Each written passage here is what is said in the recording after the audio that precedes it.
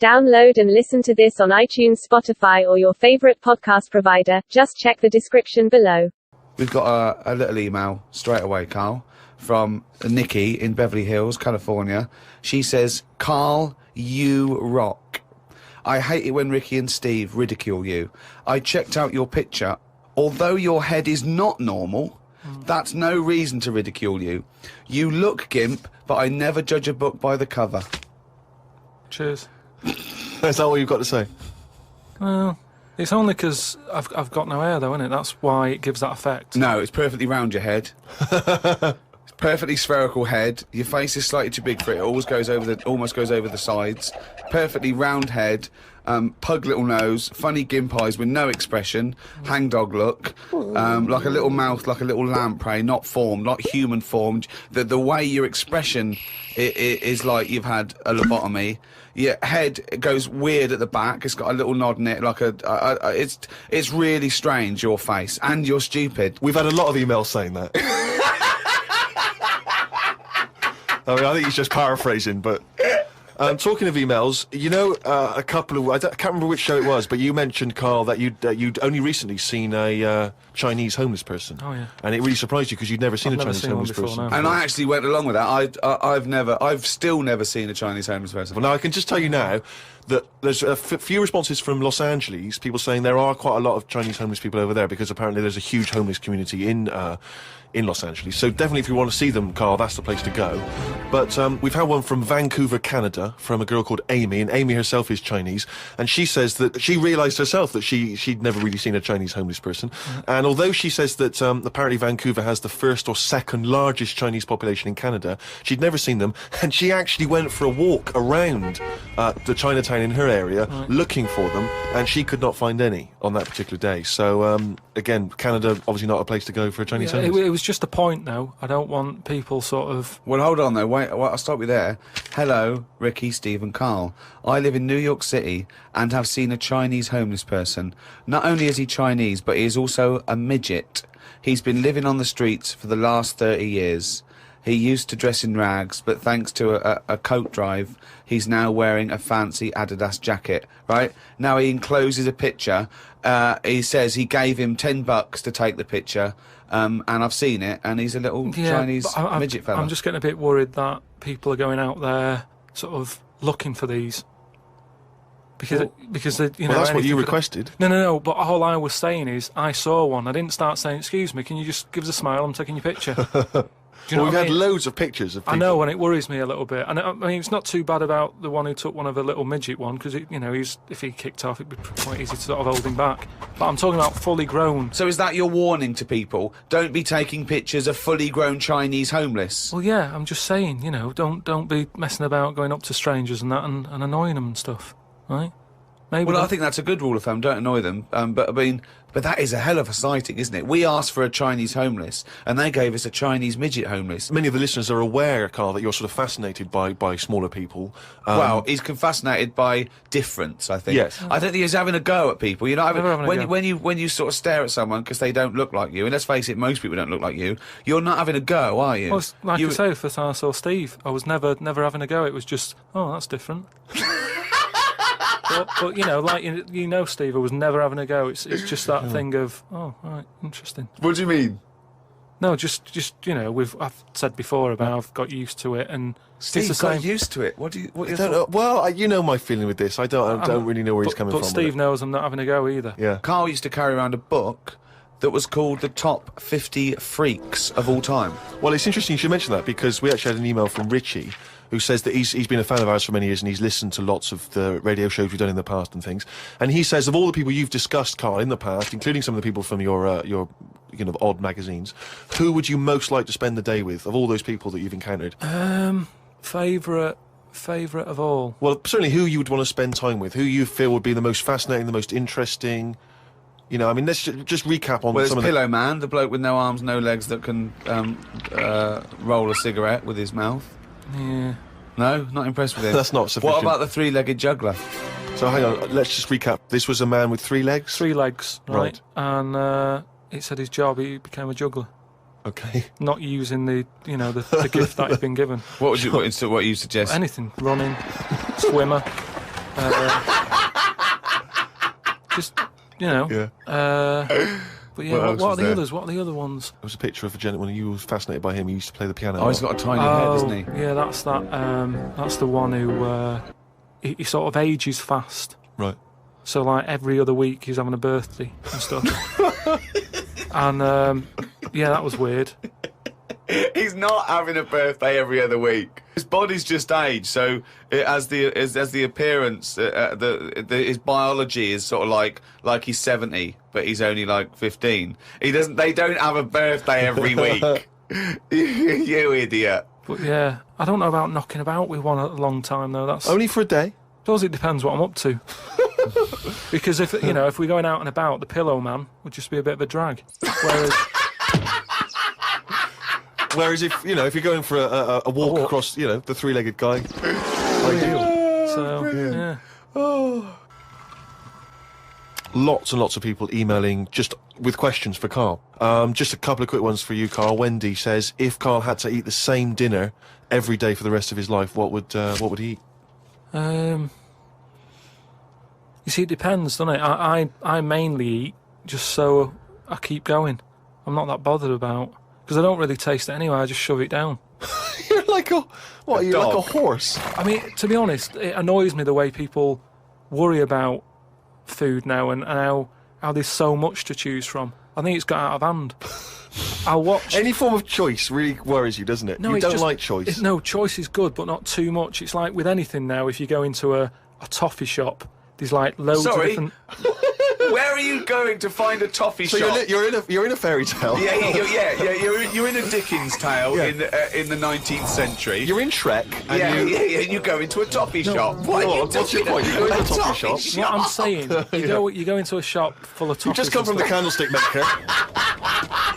Right? You go in there and there's just too much choice. It's like what, and I can stand there up to like 4 minutes, sort of going up to 4 minutes. So specific. 4 minutes. So he's in a toffee shop in a top hat. Well, he's only got 4 minutes. He's only got 4 minutes because he's got to get down to the pea green boat that he's sailing off in. No, good morrow. Well, forget the toffees. Can I have some of your finest Oxfordshire toffees? So you'd prefer it was just one selection of toffee? That's all they've got? Well, maybe two.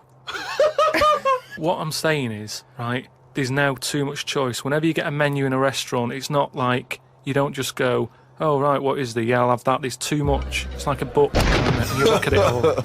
And then you've got to that point now that people are even taking a risk when they're eating. What do you mean? In Japan or China or something, they're eating that fish that if it's not cooked right, it can kill you. Right? Yeah. Not worth the risk. And there's so many other fish. Yeah, I agree. Why mackerel? Have a bit of cod or whatever. Yeah, as soon as there's a risk, take it off. Take it off I the agree. Menu. I totally agree. Not worth it. We've got a fish that might or might not kill you. Well, is there anything that definitely won't kill you? Yeah, but a chicken won't kill you. I'll play safe then. I'll have that. I love that. I love the chicken. That's what I'm saying. But anyway, we were talking about sayings and that. Right? Stitching time saves 9. Don't. I'm never going to use that. I don't think anyway. Okay. Suzanne. You're never going to understand it fully, are you? Suzanne repairs me stuff anyway. It doesn't really matter. But what about the one? About the one in greenhouses and that. People who live in glass houses shouldn't throw stones. Well, I'm intrigued to know if he's fully got to grips with this. Okay. Just give us your explanation again of what you'd take that to mean. Well, just don't be chucking stuff about. Really? Well, if that was it, they just say that. No, but that saying's been around a lot longer than we think. That's when people probably did live in basic glass houses and stuff. No, whoa, what they mean now. Who has ever lived in a glass house? So cavemen went from rock to a nice crystal structure, did they?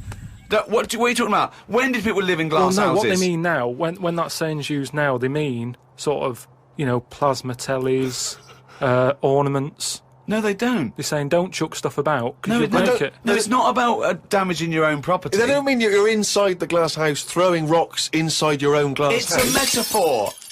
Karl, what is an analogy? It's sort of like a little story told quickly. Isn't it?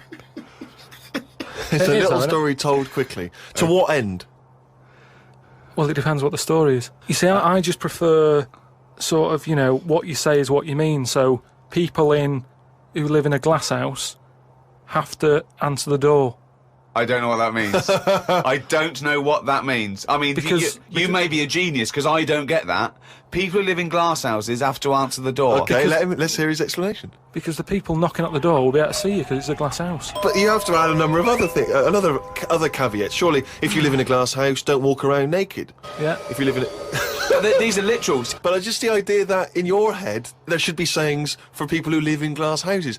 Who is it that's living in a glass house? Well, I'm not talking about them. It's just that if everyone else is bringing up about these people who are living in glass houses, let's get to the real problems they've got. He still hasn't got to grips with the idea of the metaphor or the simile. Well, here's another saying, right, that I learnt recently from a mate, right? Oh, there's an elephant in the room.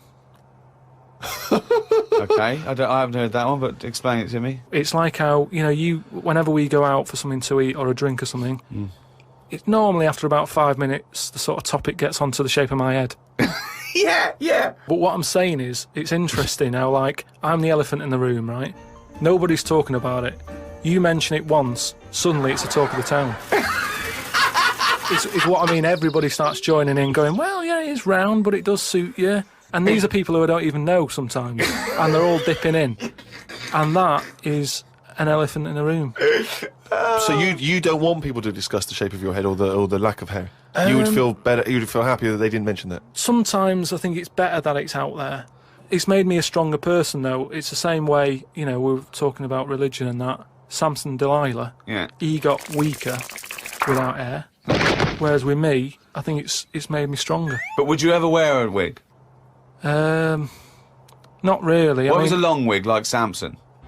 Well, the only time I wanted a wig was when I did jury duty once, wasn't it? And it was annoying that I was sat on the jury right in front of, like, these criminals, right? Everybody else has got disguises. The judges have them wigs on, right? That's not disguises! It is a disguise. That's a disguise. That's why judges wear them, right? So No! Well, then why did they print their name in the paper and have a picture? What do you mean it's a disguise? it's a disguise, isn't it? No, if it was a disguise, they'd go in with one of those glasses with a nose and the beard attached. If it was a disguise, all judges would look like Groucho Marx if it was a disguise. Well, I'm just saying that's what annoyed me when I was sat there on the front row, right? I couldn't have been any closer to the criminals and that, right? I was sat there and I thought, why didn't I just pop a little wig on or a pair of glasses? I would have loved to have seen you in the front row at Crown Court. No, because I'd love to see it because in this country you're not allowed to show pictures of jurors. You can't take photos in a courtroom, so there's always these sketch artists that draw drawings and it's on the news. The idea that we'd have seen 11 people and a sort of Krusty the Clown figure would have been amazing. Yeah, I would love to see the artist do an interview, because it would be like complicated people. Oh, hey, he looks characterful, and then just a little round head. Charlie Brown. Charlie Brown sitting on the end. Karl, you said that your New Year's resolution was that you were going to learn something every day. yeah, Have you learned anything today? If I can. Today, like, I don't know the full facts of it, but Could I just say that when someone says they learn something new every day, that doesn't count if they forget it the next day? no, Because that would be Groundhog Day learning. well, the thing I learnt today was about an octopus. Oh, Go on. What they can do is, they've got 8 legs and that. Yeah. They can use 6 of them legs to cover their head so they look like a little stone, and use the other 2 to run off. Right? But that's He's thinking of Squidly Diddly. Yeah, it's a Disney image in his head, isn't He's it? thinking They're of pink. but anyway, that's So that's it's not the Pink main singing thing. a song in your mind and running off, yeah. No, but anyway, but something else I learnt, right? It's mainly about animals and that, because that's Yeah. normally quite interesting. Yeah. There's a chicken somewhere, Oh, yeah. Oh, yeah. And Specific. and the owner of it was getting fed up because, he had to feed it and that, but it wasn't. Embellishment. It wasn't. Guesswork. No, come on, let's hear it. It wasn't giving anything back. No eggs. No eggs, right? So he was like, I'm sick of this. Anyway, someone told him, pop a little axe next to its little house, right? So when it comes out in the morning thinking, I'll have another lazy day doing nothing, right? He saw this axe and suddenly it was like, oh, right? Next for the day, chocolate thought, yeah. it laid about 6 eggs. It's rubbish. Through Squeeze them worry. out. It's super rubbish. quick. A chicken wouldn't recognise an axe as a threat. It wouldn't be able to reason that I better start working or I'll be meat. I better start. It's absolute rubbish. Once again, it's this ridiculous thing you got that one personifying animals to reasoning powers better than yours. I mean, I think you make chickens and monkeys cleverer than you in your stories, which is weird. It didn't happen and wouldn't work. Next, what else haven't you learnt today? Do you think then that it's worth looking after animals then if there isn't any memory? If they don't know what's happening anyway, you're always going on about don't be cruel to things. Why would you ever want to be cruel to an animal, whether it can reason or not? No. I mean, I don't mean really cruel, but I mean like there's an advert on that's on in the in Britain, advertising some supermarket, right? And it's saying, we look at before we kill our chickens and what have you. They have a great life. This is like the voiceover, and you see Happy Chicken. Yeah. And it's going, we give it a good little house to live in. It's got straw. Yeah. It eats good. Yeah. And then we kill it. Right? Yes, but that's better, isn't it? Well, no, I don't think it is, though, is it? Because at the end of the day, if I was that chicken, right, I'm that chicken, loving my life. I can't believe me luck, right? It's got its nice little field that it's working on. Yeah. It's got its nice food and everything. But it's going to die. Yeah, we're all going to die. But then, if you were like a rubbish chicken, that had like a rubbish life, you'd be going, oh, kill me. Carl, they're not thinking what's going to happen tomorrow. They don't know that they're going to get for the chop, are they? A chicken's not going, I'm fed up with this. I can't wait for that axe to be used on my neck. Yeah. Well, that's another now you've mentioned the cutting off of an head, right? Yeah. On the chicken. That's something else I've learned, right? It's like a pinball is mine. Amazing. Isn't it? Ding dong, bong, dang, ding, ding, da, da. Oh, head, ding, ding, chicken, head off, bing, dong. No, right, but this was in a proper science magazine as well. Right? Yeah. So you can't have a go. This wasn't something on the internet. This was printed in a magazine. You read it. Okay, and what was it? And here comes the filter. It's going to come out nonsense. Right, well- you could have Professor Stephen Hawking sitting there whispering stuff in your ear, and it could all be true. But when you said it, gobbledygook. Well, let's see then. Let's see, right? What they've done another experiment, right? Yeah. They've cut somebody's head off, right? And they've worked out that when the head comes off the body, it stays alive and that No. for 30 seconds. Well, no, they don't know that. They can never know that. No, they did it. They did this No. experiment. What's alive? What's head. alive? But there's loads of issues here. One, no one's experimenting with human beings cutting their head off, Carl. Well, two, no. Sorry, you read No. this in what? Executioner's Monthly? This Yeah, is in no, a two, proper... Carl. It's what your definition of alive is, because you can be alive and have no conscience. No, but this is where it gets weird, right? Yeah, I haven't told you that. this is where it gets weird. You talking about it? So the head's off, Yeah. right? And what they did was they chucked a load of questions at it. All sanctioned by the government. Yeah, this is all fine. So the head lands perfectly on the neck and goes, what do you want to know? And it said So they're asking questions, and it's going, do you know what? To be quite honest, I don't answer your question. I'm a little bit annoyed about the execution still. well, that was the interesting thing. They said it's about... No, it's not. It didn't happen, Carl. me hear it. Oh, don't talk Let me shit. hear it. What are you talking about? Who? These people around in white coats going, quick, ask it a question. It's bleeding. Right, so they said for about 25 to 30 seconds. The last 5 seconds, it is sort of like can't be bothered answering them. Right, but prior to that, But apart from that, they were chucking stuff. I don't think it spoke. I don't think it was like 2 and 2 is 4 and stuff. It was more. It was to do with blinking. So blink once if you say yes, blink twice. So I told it, said, listen, when you die, you're probably not going to be able to talk because your jaw's going to be on the ground. You're not going to be able to open your mouth. If you do, you'll fall over backwards and hit your head. Now listen, blink 1 for yes and 2 for no. Yeah, right. Yeah, not too bad. Yeah, is the axe nice and sharp? Yeah. Promise? You're Do you talking promise? shit again. You promise to do it? Yes. All Yeah, right. well, yeah. The thing is, they wouldn't be able to do it with you, because if they cut your head off, it would just roll. It would roll away, because it's perfectly spherical. They would go, oh no, there's Plus, no... it takes about 20 seconds whenever you ask Carl anything for the question to process and for him to start to formulate an answer. Carl, Joe from Bradford asks, what body parts can you live without? He wants to know. He's obviously having sleepless nights thinking about this. What? So. with a brain. He's coped this far. Yeah, I did a bit of an experiment on this, right? Brilliant. It's my job at home to wash up, right? Suzanne does. She gives you all the really big responsible ones. Yeah. She sort of like pays the bills and wires the house. And you go, what can I do? And you can go, well, you can go and play with the worms in the garden. Yeah.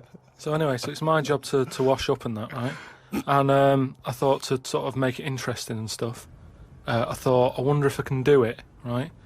If I didn't have any thumbs.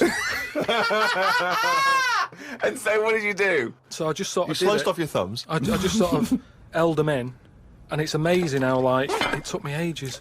Just having that one thing gone. Well, it's part of our evolution, the opposable thumb. Basically, that's when we soared. These are milestones in human evolution. The opposable thumb, the forward-facing eyes, the upright. These are massive things in taking us out of the animal kingdom. And one day, Carl, you'll walk upright. But what do you mean about eyes facing forward?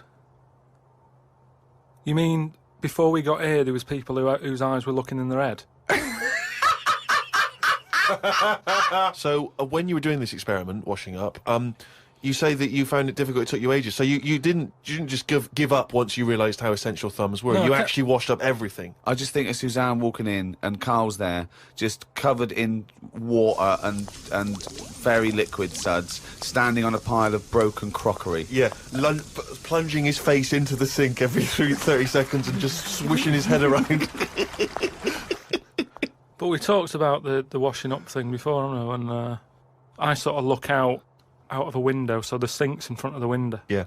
And that's why I quite like washing up, because I can just look out onto the street, see people going past. There's like a local homeless fella called Franco. You know, I look out and that he's all right and everything. Sure. But I was looking across the way, right, and there's some there's some Chinese people who live in a flat, right, really small flat, and they're up till all hours. I don't know what they're doing. But they decide to back up at about 3:30 in the morning. Right? They're always really noisy and that. But above them, there was some woman, right, who the sort of bedroom is on par to our kitchen, right? Yeah. So I'm sort of washing up, Yeah. and I sort of look across and see this woman with like, you know, no pants on and that, no bra and that. Naked. Yeah, just That's the word you're looking for. yeah. She's just wandering about without on that. So I was like, oh, what's going on here? So I carried on washing up and that, right? And kept looking, and then I was looking and she looked at me, right? So we made eye contact. Sure. So I was like, oh God, right? So what I thought the best thing to do was sort of drop me pants a little bit. just a little bit, just like, you know, I had boxer shorts on and that. I thought if I just show a little bit of sort of arse cheek, then it's kind of like, right, we quits. Right? I don't understand the thinking. So Suzanne's watching the telly, right? I think she was watching Sex and the City or something. Yeah. She sort of turns around to see how I'm getting on with the washing up, right? She sees me with like my pants sort of down a little bit with my arse out. She said, what are you doing? I said, don't look now. I said, but there's a woman over the road, right? With no pants on and that. She caught me looking. I'm just giving her a bit back. I love the fact that he explains the rules and Suzanne's meant to go, okay. That makes sense. But I don't. So hang on. So you showed a bit of your arse. You turned presumably to show the arse. So why did the arse at the woman? I had to lift it up a little bit on the sort of on the draining board. What? Hang on though. What did she do? Did you register her reaction when she saw a bit of your arse? What happened? When she saw my arse, yeah. Well, then I wasn't looking because I thought, in a way, I don't want it to look like, well, I've seen a bit of your stuff, here's a bit of mine. I just thought, at the end of the day, I caught a glance of you. It's only fair. You've had a bit back. You know, I'm not making a big deal out of it. I genuinely think James Stewart missed a trick here in Rear Window. Yeah. This would have been, you know, a much better film had James Stewart just popped his pants down. It would have given a whole new meaning to the title Rear Window. Yeah, exactly. It's tricky though. I seem to be surrounded by people like that. Remember that film, that Sliver or something? Okay, right. When they've got video cameras. Yeah. I'm just looking onto everybody's world and just seeing what people are getting up to. There's nothing wrong with that. Brilliant. That's why I like washing up.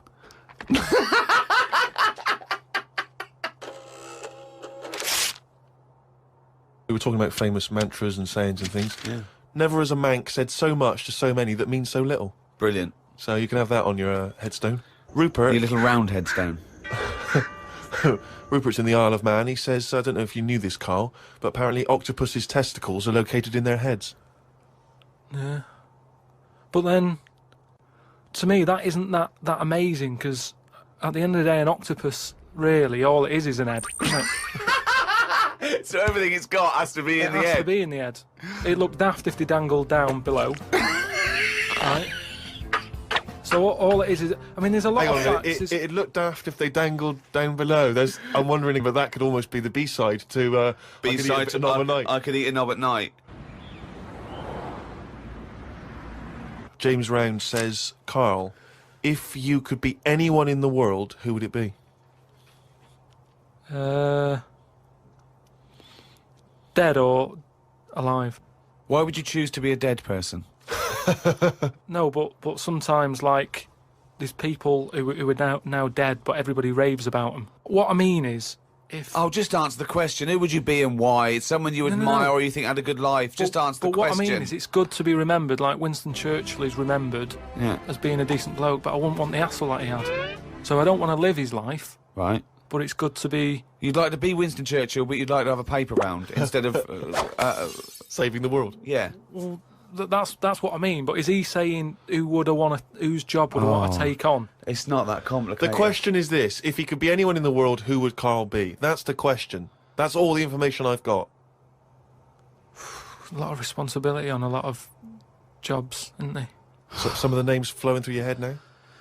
I was thinking Bruce Willis. I never expected that! I never expected that! So his responsibility in your mind is what? Saving people who are trapped in a building with terrorists? Well, yeah, maybe, you know, his worries are different worries. With, you know, people who have a lot of money come other worries. Yeah. Do you know what I mean? So Bruce Willis, he's always going on these marches, isn't he, saying stop war and all that. Mainly because he's got more to lose if there's a war. He's got loads of houses. One of them's going to get damaged. Whereas if you're poor, you've got the one house. If there's a war, it's like, oh, just end it all for me then. I'm sick of it anyway. Do you know what I mean? Sure. Whereas Bruce, yeah. With successful life and happy life, there's more for you to lose, is what I'm saying. Right. Like at the moment, because I've finished a job that I've been at for 10 years, right? I've finished working there, so suddenly I've got my timetable's a bit out, and I haven't got enough of a routine, and I'm a man who likes to know what I'm doing. Right? Yeah. So now suddenly 5 until 7, washing up with no thumbs. I've sort of turned into like an old person, where the little jobs that you shouldn't enjoy are now the main event. So But hold on, how old are you? You're 31, aren't you? 32. 32, and you're pottering around, not knowing what to do with yourself. Well, like yesterday, Suzanne's shoes needed to go to the cobblers, right? I haven't heard the word cobblers. I didn't even know cobblers still existed. I only ever see that in Christmas films made by Disney. Well, I had to go and do that, and that suddenly... Because last time you were going to the toffee shop. And now you're going to the cobblers. Next week it's the candlestick maker. But all I mean is that suddenly is a nice little day out. I'm sort of putting my coat on, going, right, I'll go and see the cobbler now and go and have a chat. Tell me about the cobbler. You didn't come back with 3 magic beans, did you? No, the cobbler's all right. He's doing, he's fixing cobbling. shoes and that. He's cobbling all day. Have I told you about my Uncle Alf, who was a cobbler? No? I'm sure I told you about him. He's the one who he lived in like a bedsit, and he had 2 tellies. He had like one that the sound didn't work on, and one that the picture didn't. But both together, it worked. Oh, right, okay. So as long as he was watching the same channel on both, sound came out of one telly, and he'd watch the picture on the other. Brilliant. And he slept in like a rubber dinghy, right? But he was... Whoa! You can't just let that slide. Why did he sleep in a rubber dinghy? He just liked boats and stuff, and he sort of... Yeah, I like boats, but they're better on the water. Beds are better to sleep on. Boats are better to sail on. Well, he just had it in there. It's a bed set. It was really tight space. Boat sit. He's got this. It's moved into a dinghy sit. He's got this dinghy, so he's thinking, well, rather than it get in the way, I might as well use it. Yeah. Right? But he was a cobbler, and he used to like repair like my shoes and that, right? Yeah. But he'd always sort of overdo them, right? So What do you mean? like Fancy. Do you know, like, Pimp My Ride on MTV? Yeah. Because he does up shoes, he'd go mental on them. What do you mean? There was the stereo. Yeah. Well, no, There was horns. It sounds... Here Go comes faster, Karl stripes down the side. Yeah, here comes Mr. Pilkinton. He's got the fastest shoes in the land. No, he'd just make shoes that would last forever. So instead of putting, like, one sole on, he'd put about 5 on. So it